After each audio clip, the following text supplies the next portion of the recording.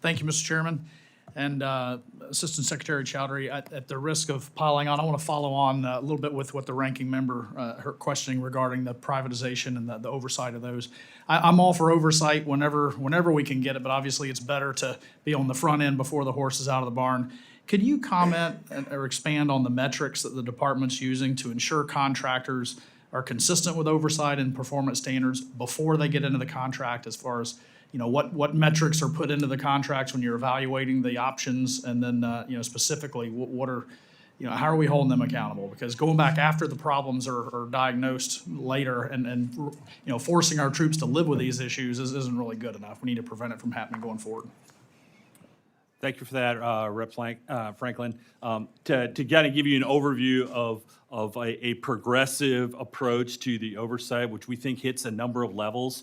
We start with if a contractor is not performing up to standards, we put them on a watch list. And that watch list is pretty impactful because it really puts the focus of the installation and headquarters on that particular project owner. So on that watch list, they get a notice from us that they need to improve upon a given area that the installation is reporting to us on. Are the standards that they're expected to meet, are those crystal clear in the contract that they're signing into? They know exactly what's expected before? Or Yes, they are. In fact, one of our biggest indicators is feedback directly from our residents. So we get surveys both from our residents as well as our installation commanders, and if they're not performing, they go on that watch list. If they don't perform in that period, they stay on the watch list, but they are added to a performance improvement program, which starts really getting at their performance incentive fees. So if their performance incentive fees, which are now linked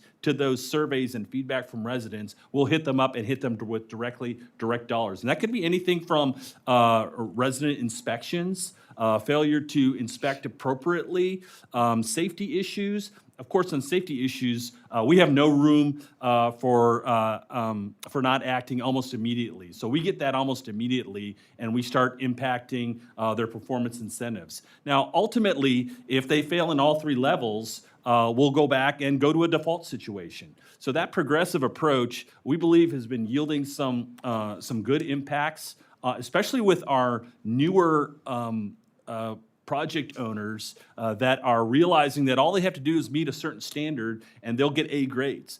So some of the folks who have been around since 2005, they're slow to come along, but they're now starting to come along recognizing those gains. And I assume those scores and the watch list and all that's going to follow them for subsequent projects and how they bid future opportunities. Yeah, it sure does. So it's like a Uber score or a Airbnb, and if you're a bad player, it's going to haunt you. And I presume at some level people are just not invited back. And honestly, it's rolling into our discussion into privatized unaccompanied housing. So if a particular project owner wants to participate in privatized opportunities for unaccompanied housing, we're going to look at that record and we're going to hold you to account. And you're not going to do well if you're not doing well with our base privatized accompanied housing.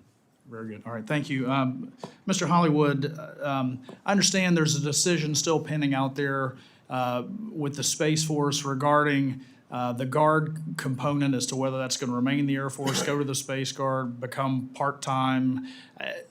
I know the uncertainty has got to make it hard to budget, but does your budget reflect a decision possibly being made with that, and what are the repercussions one way or the other? Representative Franklin, the folks that are working that issue are several levels in the food chain above me, sir.